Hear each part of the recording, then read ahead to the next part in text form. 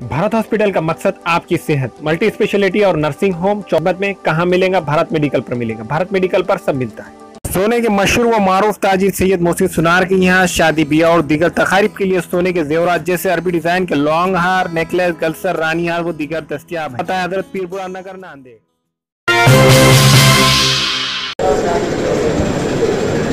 अस्सलामु अलैकुम रहमतुल्लाहि व बरकातुहू।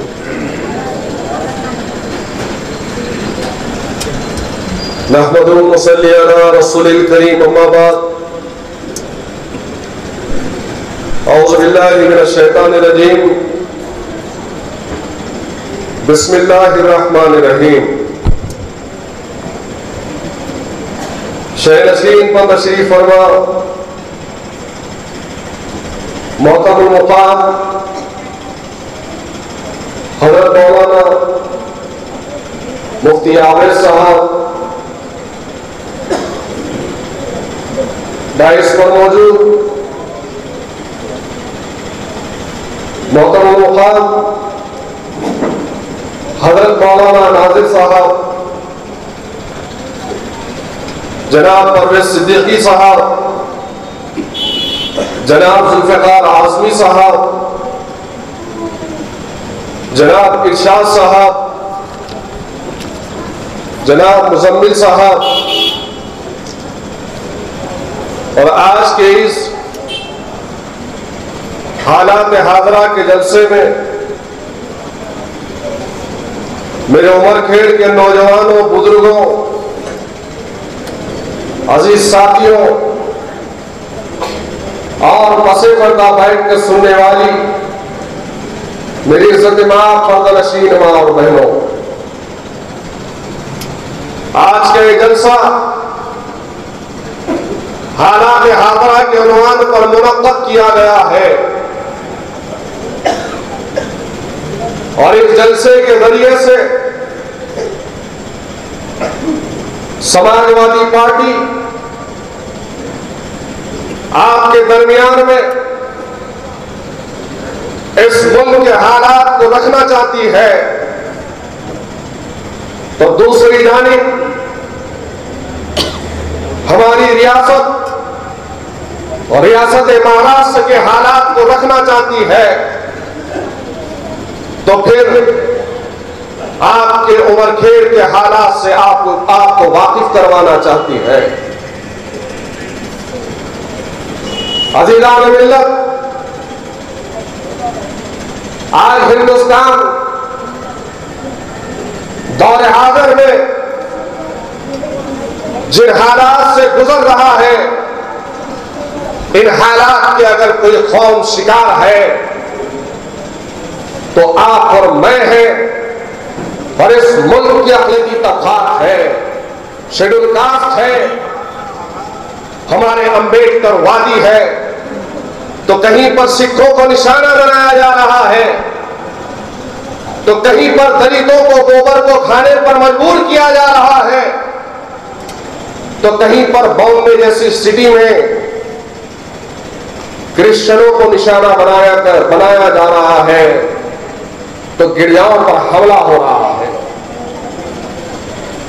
आज आपके एक तारीखी शहर उमर खेड़ में हम अगर आए हैं तो मुझसे बेशतर पहले मुकर्रीन ने आप तमाम के सामने अबू आसिम आज़मी साहब, समाजवादी पार्टी और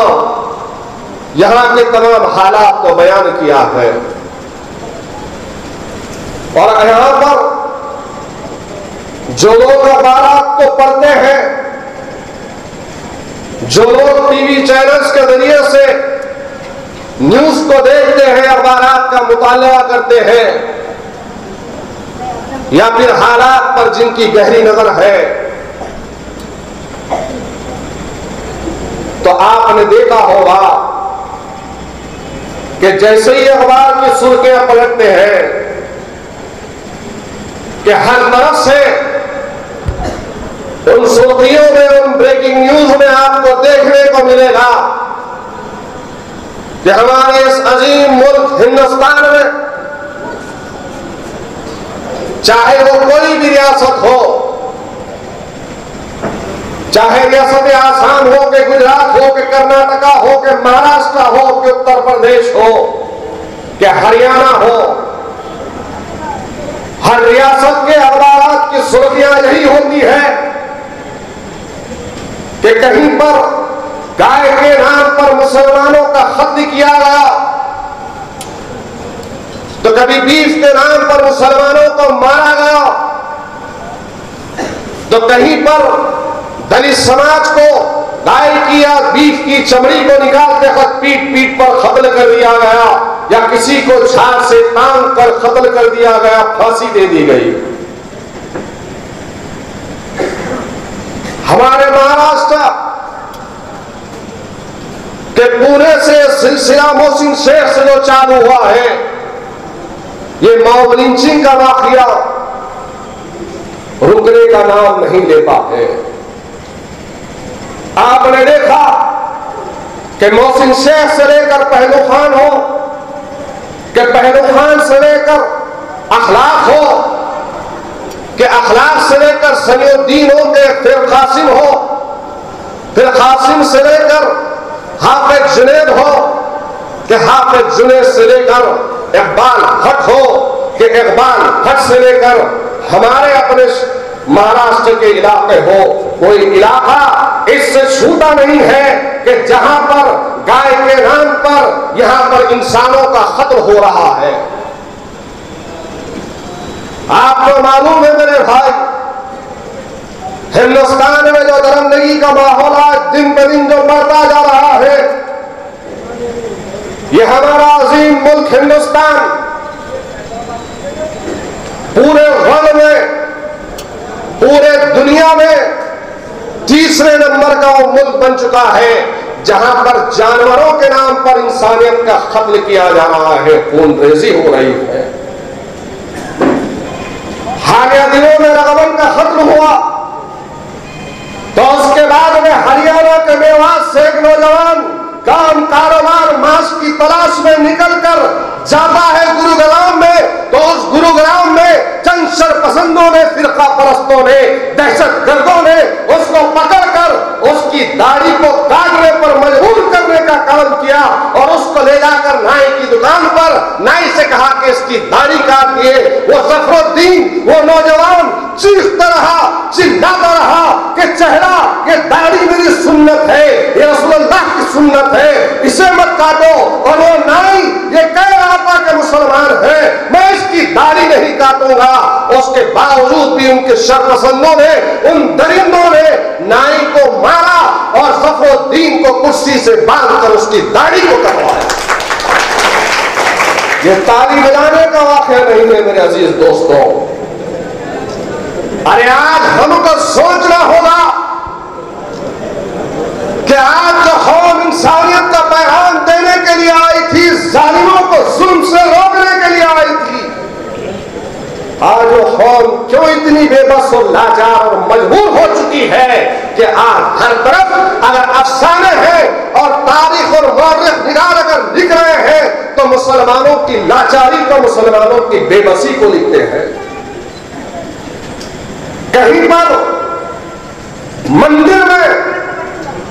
एक मासूम बच्ची आसिफा के साथ में बलात्कार किया जाता है। हिंदुस्तान की रियासतें जहां पर भारतीय जनता पार्टी की हुकूमत है, वो भारतीय जनता पार्टी जो कभी महिलाओं की सुरक्षा की बात करती थी, वो भारतीय जनता पार्टी जो ये कहती थी कि सबका साथ होगा, सबका विकास होगा, हिंदुस्तान के तमाम शहरियों को इंसानियत की नजर से देखा जाएगा, आज उसी भारतीय जनता पार्टी के लोग शेल्टर हाउस में जहां पर मासूम बच्चियों को रख रहे हैं वहां पर गंदा काम करते हैं, रेप जैसे मामला पेश आते। अरे आज कोई रियासत इससे छूटी नहीं है मेरे साथियों। हर तरफ कोहराम है, हाहाकार मचा हुआ है और हिंदुस्तान के तमाम जालिम जो संघ परिवार से जिनका जिनका ताल्लुक है, राम सेना से जिनका ताल्लुक है, सनातन संस्था से जिनका ताल्लुक है, शिवसेना बीजेपी से जिनका ताल्लुक है, अभिनव भारत से जिनका ताल्लुक है, श्री राम सेना और राम सेना के तमाम लोग ऐसे गुंडे बढ़ चढ़कर मुसलमानों के खत्म के लिए आगे बढ़ रहे हैं और अपने आप को यूट्यूब के जरिए से, व्हाट्सएप के जरिए से और सोशल मीडिया के जरिए से एक दूसरे पर सबकत दे जा रहे हैं कि तुमने मुसलमानों को कम मारा, तुमने दलितों को कम मारा, लेकिन हम उनसे आगे हैं, हमने उनको ज्यादा मारा। क्या हो रहा है मेरे भाई? अभी 2 दिन पहले एनडीटीवी पर रवीश कुमार के रात में देख रहा था कि प्राइम टाइम के अंदर हासिम को, समीउद्दीन को मारने वाले, जिसमें पुलिस की अपनी चार्जशीट में पुलिस ने लिखा है कि हासिम और समीउद्दीन, उस वाक्य को पुलिस ने तोड़ मरोड़ कर पेश किया और बतलाया कि एक मोटरसाइकिल का वाकया था, जबकि तमाम न्यूज चैनल ने बताया कि 20 के नाम पर हासिम को, समीउद्दीन को मारा गया है। और जब चार्जशीट खोल के देखी जाती है और कोर्ट में जब जाया जाता है तो आपको पता होना चाहिए कि हरियाणा की हुकूमत का वो अदल का इंसाफ देखिए, वो कोर्ट का अदल और इंसाफ देखिए कि कोर्ट उनको जमानत इस बुनियाद पर देता है कि एक मोटरसाइकिल का वाकया था, इस वाकये के लिए हम इनको जमानत देते हैं, बेल पर छोड़ते हैं। क्या मुसलमानों, कि तुम्हारा खून इतना सस्ता हो चुका है कि हिंदुस्तान में अखिलतों का, दलितों का खून इतना सस्ता हो चुका है कि आज हमारा खून बह रहा है, खत्म हम हो रहे हैं, मजलूम हम हैं, और फिर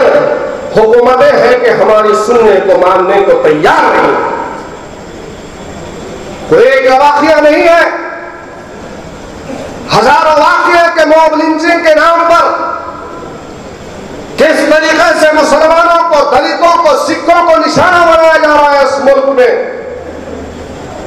लेकिन हम हैं मेरे दोस्तों के समझने को तैयार नहीं है। याद रखो, अगर हम अपने ऊपर होने वाले जुल्म ज्यादती पर खामोशी इख्तियार कर लेंगे तो यह आने वाली नस्लें हमको कभी माफ नहीं करेंगी। आज समाजवादी पार्टी आपके दरमियान में यह पैगाम लेके आई है कि मॉब लिंचिंग नहीं, फसादात नहीं, फिरका परस्ती नहीं,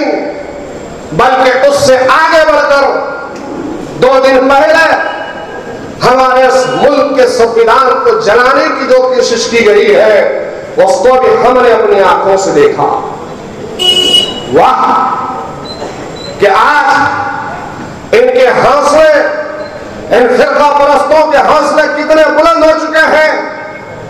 कि वो लोग, वो अभिनव भारत के लोग जो गांधी के हातिल की बर्थडे और उसके जन्मदिन को भोपाल में मनाते हैं, तो दूसरी जानिब हमारे दिल्ली,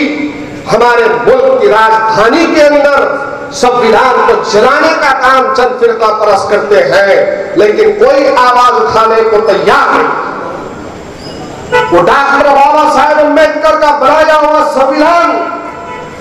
जिसमें इस मुल्क के तमाम तबकात को इंसानियत और इक्वालिटी दी गई है, जिसमें कानून की नजर में सबको एक सा बतलाया गया है, और संविधान को जलाने का काम किया। आज ये लोग, ये संघ परिवार के लोग, ये विश्व हिंदू परिषद के लोग, ये शिवसेना और बीजेपी के लोग इस मुल्क को तबाह बर्बाद करने पे तुले हैं मेरे दोस्तों। आज सुबह जब धर्माबाद से फोन आया और कहा कि हम लोग संविधान को जलाने वालों के खिलाफ में रैली निकालने वाले हैं, तो मैंने कहा कि बिल्कुल निकालिए, समाजवादी पार्टी और हम सब आपके साथ में है, क्योंकि संविधान बदलेगा इस मुल्क का। डॉक्टर बाबा साहेब अम्बेडकर की बनाया हुआ संविधान अगर बचता है तो याद रखो हम सब भी इस मुल्क में महफूज रहेंगे, वरना ये भगवाकरण में इस मुल्क को लपेटने वाले अपनी सोच को, अपनी धारा को यहाँ के इंसानों पर लादने की कोशिश कर रहे हैं। अगर हम जिंदा है, हम बाकी रहना चाहते हैं, तो जमहूरियत को हमको कायम रखना होगा और उसके लिए हमको इन कमीनों से लड़ना होगा। आज वो लोग जो अपने आप को देश प्रेमी कहते हैं, वो लोग जो इस मुल्क में अपने आप को अव्वल दर्जे के शहरी कहते हैं, वो लोग जो कहते हैं कि हिंदुस्तान सिर्फ और सिर्फ हमारा है, तो हिंदुस्तान की तारीख भी आपके सामने है कि कल जो नाला सोपारे में, पालघर के इलाके के नाला सोपारे में जो वाकया हुआ है सनातन संस्था की जानिब से, उसके अंदर जिंदा बम मिलते हैं और फिर 12 लोगों को पूना से नथुराम गोडसे के शहर से उठाया जाता है और फिर ATS के कुलकर्णी इसकी तफ्तीश कर रहे हैं। हेमंत करकरे ने बहुत पहले निशानदेही की थी सनातन संस्था की, संघ परिवार की। पता नहीं कौन सा उनका इरादा था, बकरीद भी है, 15 अगस्त भी है, करते कुछ और फिर फंसा देते मुसलमानों को इसमें। लेकिन आज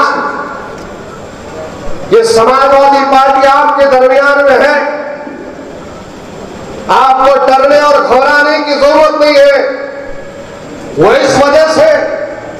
क्या आज पूरे महाराष्ट्र में मुसलमानों की बेबाक आवाज, अब आसिम आजमी साहब आपके दरमियान में मेरे अजीज साथियों, वो लोग जो सिर्फ सजे सजाए स्टेजों पर बयानबाजी करते हैं, मैंने खुद देखा है कि किस तरीके से लोगों के फोन नहीं उठाते। और ये अब आसिम आजमी साहब शेर महाराष्ट्र का, जब देखा आपने कि औरंगाबाद जैसे शहर के अंदर औरंगाबाद चल रहा था और औरंगाबाद के मुसलमानों को उस वक्त एक क़यादत याद आ रही थी कि काश कि हमारे दरमियान में हमारी बेबसी पर कोई तरस खाने वाला मौजूद हो, काश कि पुलिस के जुल्म से हमको बचाने वाला कोई मौजूद हो, काश कि हमारी तिजारत को जो जलाया जा रहा है कि हमारी आवाज बनकर हमारे दरमियान में पहुंचे। तो यही जुल्फ़िकार आजमी साहब है जिन्होंने फोन कर कहा था कि सैयद मोइन साहब सुबह की पहली फ्लाइट लेकर अबू आसिम आजमी साहब औरंगाबाद को आ रहे हैं, आप भी पहुंचे। आपके उमरखेड़ में भी फसाद हुआ था, मुझे मालूम है मेरे भाई। डूबते को तिनके का सहारा चाहिए। आदमी जब परेशान होता है उसके नौजवान बच्चों को घर से उठाकर जेलों में डाल दिया जाता है। फसादात के नाम पर इसी उमरखेड़ में नौजवानों को हिरासत में लेकर डाल दिया गया। क्या कसूर था उन नौजवानों का? यही कसूर था कि मस्जिद के सामने आकर तो पत्थरबाजी कर रहे थे, उनको रोकने की कोशिश की, उल्टा इन नौजवानों पे केस भूखे, उनको जेल में डाला गया। और जिस वक्त मैं यहाँ पर आया था, मैंने उनकी माओं की आंखों में आंसू को देखा। वो चीख रही थी, चिल्ला रही थी कि बच्चे घरों में सोए हुए थे, उनको उठाकर पुलिस ने लेकर चले। जिनके अपने जाते हैं उनको एहसास होता है। औरंगाबाद के फसादात के अंदर उन बिलमिलाती माओं के जबानों में यही आवाज थी कि काश के हमारे दरमियान में कोई पहुंचे। अल्हम्दुलिल्लाह अबू आसिम आजमी साहब ने अपने तमाम कामों को पीछे छोड़कर मिल्लत के मजलूम तबकात की आवाज को तरजीह देते हुए औरंगाबाद का रुख किया। हर एक से जाकर मिले, DCP से मिले, CP से मिले, SP से मुलाकात की और कहा कि मुसलमानों पे होने वाले मजालिम को बंद करिए और इन बच्चों के जो लोग फरियाद दे रहे हैं उनकी एफआईआर दर्ज कीजिए और उन लोगों पर कार्रवाई कीजिए जो मुजरिम है, जो खुल्ला खुल्ला सांड की तरह घूमकर जला रहे थे मुसलमानों की इमलाक। और फिर 4 दिन 3 दिन के बाद में अबू आसिम आज़मी साहब ने लाखों की इमदाद को देकर औरंगाबाद के उन मजलूम तबकात के सामने भेजा। यह होती है क़यादत, यह होती है मुसलमानों की रहनुमाई, यह होती है मुसलमानों से मोहब्बत। लेकिन आज का मेरे भाई, जिस वक्त मैं यहां पर आया था तो आप ही के दरमियान में ठहर कर उन नौजवानों के लिए वोट मांगा था, क्योंकि उमरखेल के लोग, उमरखेल के नौजवान यहाँ के राष्ट्रवादी और कांग्रेस से बदसर हो चुके थे, उनकी पॉलिटिक्स से बदसर हो चुके थे, चाहते थे कि कुछ इंकलाब हो, कुछ नया हो। और आपके दरमियान में आकर मैंने तकरीर की थी और कहा था कि इन नौजवानों को वोट दो, आपके काम करेंगे। लेकिन काश कि वैसा होता, लेकिन फिर से एक मर्तबा यहाँ के मुसलमानों को, यहाँ के अखिलेती तबकात को वही अफसोस का मुकाम देखना पड़ा जो पिछले समय था। आज जो लोग संविधान की रक्षा की बात कर रहे हैं, जो लोग मुसलमानों को शक की निगाह से देखते हैं, आज मेरा उनसे सवाल है कि संघ परिवार का नाम सामने आता है तो तुम खामोश हो जाते हो। दहशतगर्दी में बम धमाकों के अंदर सनातन संस्था का नाम आता है तो तुम खामोश हो जाते हो। राम सेना, हिंदू राष्ट्र सेना, वीरो भारत, बजरंग दल, विश्व हिंदू परिषद, ये हमारे मुल्क की ऐसी तंजीमें हैं जो हमारे मुल्क को फिरका परस्ती में बांटना चाहती है, इस मुल्क के अमन को खत्म करना चाहती है। इसके लिए हमको आगे आना हो। आज भारतीय जनता पार्टी अपने खिलाफ कोई बात को सुनने को तैयार नहीं है। हिंदुस्तान की मौजूदा हुकूमत नहीं चाहती कि उनके लूपोल्स को बताए, वो नहीं चाहते कि उनके खामियों को बताए, वो नहीं चाहते कि उनके कोताहियों को उनके सामने रखे, वो नहीं चाहते कि उनकी फिरका परस्ती को सामने रखे,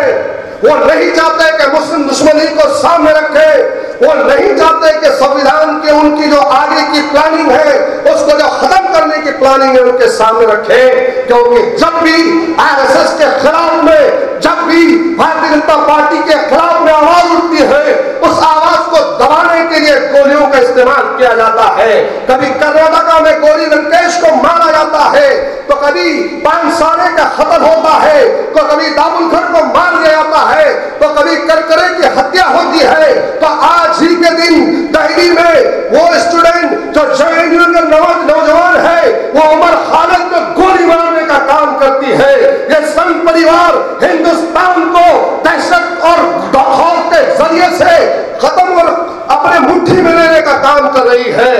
हिंदुस्तान के नौजवानों, इसके लिए आगे बढ़ना होगा। डरो मत, घबराओ मत। हिंदुस्तान के तमाम तबकात को मैं समाजवादी के इस प्लेटफॉर्म के जरिए से आगाह कर रहा हूं कि याद रखो, तुम इन जालिमों के जुल्म से घबरा कर खामोश हो जाओगे और सिर्फ अफसोस करते बैठोगे और नाउम्मीदी के चोले पहनकर अपने घरों में अपनी आवाज को दबा दोगे, तो याद रखो तुम्हारा नाम निशान भी मिटा दिया जाएगा।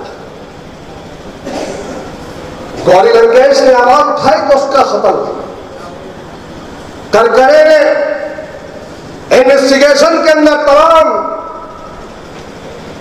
इन संगठनों का नाम लिया और उनको कोर्ट और जेल के सलाखों के पीछे डालने का काम किया, तो उनका पानसारे अगर उठते हैं तो उनको मार दिया जाता है, दाबुलकर आवाज उठाते हैं तो उनका मार दिया जाता है। और आज दिल्ली में कॉन्स्टिट्यूशन हाउस के सामने जेएनयू के स्टूडेंट का लीडर उमर खालिद आवाज उठा रहा है तो उसको भी मारने की कोशिश। याद रखो, भारतीय जनता पार्टी और हिंदुस्तान की मौजूदा हुकूमत, तुम डर और खौफ का माहौल हिंदुस्तान में पैदा कर कर तुम चाहते हो कि कामयाब हो जाओगे, तुम कामयाब नहीं हो सकते। अरे हमारी भी एक तारीख थी, इस मुल्क में 700 से 800 बरस तक मुसलमानों ने हुकूमत की थी, अमर इंसाफ के साथ की थी। कोई भी मौर्य, कोई भी तारीख निगार ये नहीं कह सकता है कि बाबर के जमाने में किसी मंदिर को तोड़ा गया, फलां के जमाने में किसी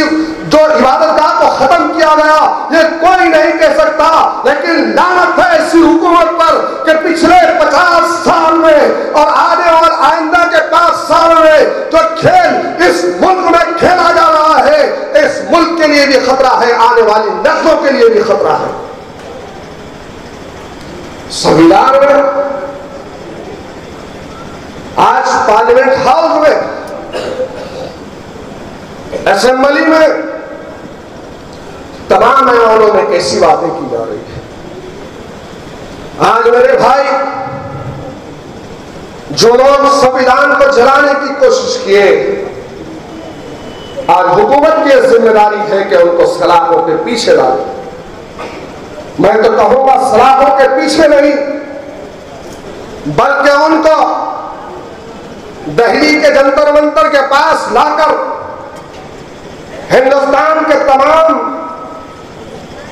अफवाम को बुलाकर उनको फांसी दी जाए और बताए कि हिंदुस्तान में संविधान बड़ा है, ना कि बीजेपी, शिवसेना और फिरका पार्टी बड़ी है। लेकिन ये क्या मुमकिन है? इसको करना होगा अगर मुसलमान अगर आवाज उठाते हैं तो मुसलमानों को दहशतगर्द करार दिया जाता है। मुसलमान इन फिरका परस्तों के सामने ठहर कर बोलता है तो कहा जाता है कि देशद्रोही है। अगर दलित ठहर कर सामने कहता है कि नहीं ये गलत है, ये मौजूदा सरकार हम पर जुल्म कर रही है, तो एक तरफ मुसलमान कहता है तो दहशतगर्द, दूसरी तरफ दलित कहता है तो नस्लवादी, और ये संविधान जलाते हैं तो सबसे ज्यादा देश प्रेमी यही है। आप बतलाइए कि आज मौजूदा हुकूमत जिस तरीके से काम कर रही है, उस काम के खिलाफ में मैं तो कहूंगा यहाँ के हमारे इरशाद साहब से, मुजम्मिल साहब से और आपके तमाम यहाँ पर बैठे हुए मेरे उलमा इकराम नौजवानों से कि संविधान को जलाने वालों के खिलाफ में इस उम्र खेल के अंदर भी एक ऐसा धरना होना चाहिए ताकि हुकूमत तक पैगाम जाए कि संविधान को जलाने वालों के साथ हम हरगिज बर्दाश्त नहीं करेंगे, उनके खिलाफ में अपने अमल को दिखाएंगे। वक्त बहुत कम है मेरे भाई और बहुत कुछ बोलना है, लेकिन वक्त इसकी इजाजत नहीं देता। आज हमको और आपको एक फैसला लेना होगा। आज वो आसिम आजमी साहब के हाथों को मजबूत करना होगा। वो इस वजह से कि हमारे पड़ोसी डिस्ट्रिक्ट और एक शहर में, एक जिले के अंदर हालिया दिनों में एक वाकया पेश आया और आपने देखा कि लातूर में, शायद मैं समझता हूं कि नौजवानों को मालूम होगा क्योंकि उनके मोबाइल में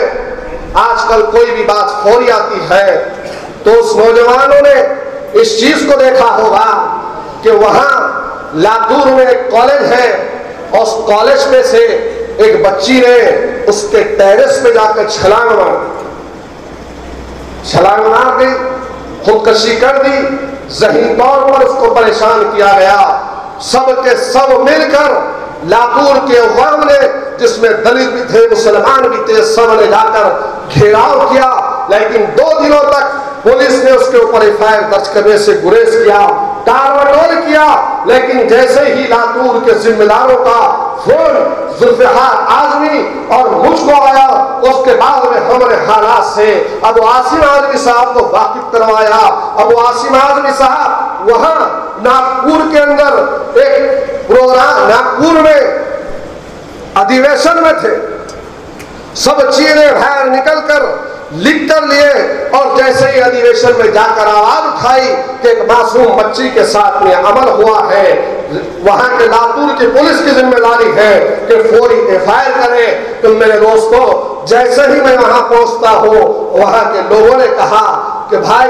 अभी अबू आसिम आजमी साहब ने उनके घर वालों से बात की, एसपी से बात की, जाकर वो जब ठहरा तो डीवाईएसपी ने कहा कि हाँ, एसपी साहब को अभी आसिम भाई का फोन आया था और 6 लोगों पर हमने एफआईआर दर्ज की। ये होती है क़यादत, ये होती है जिम्मेदारी। तो इसको समझो मेरे अजीज साथियों, आज आपके दरमियान में पहुंचने का मकसद यही था कि समाजवादी पार्टी को यहां पर ताकतवर बनाओ, एक अच्छी टीम, ताकतवर टीम बनाओ, ताकि आने वाले दिनों में जो भी मसाइल हो, चाहे पुलिस से रिलेटेड हो, चाहे कलेक्ट्रेट से रिलेटेड हो, चाहे आपके कॉरपोरेशन से रिलेटेड हो या बल्दिया से रिलेटेड हो, उन पर आपकी अच्छी नुमाइंदगी के लिए आपको एक अच्छी टीम को यहाँ पर बनाना होगा। इतना कहते हुए मैं अपनी बात को खत्म करता हूँ। वाक़िअत दावाना अल्हम्दुलिल्लाहि रब्बिल आलमीन। नाने उर्दू न्यूज़ यूट्यूब चैनल को सब्सक्राइब जरूर करें और बेल आइकन को क्लिक करें। बेल आइकन को क्लिक करने से होगा ये कि आपको लेटेस्ट न्यूज़ अपडेट की नोटिफिकेशन मिलती रहती, तो सब्सक्राइब करना ना भूलें।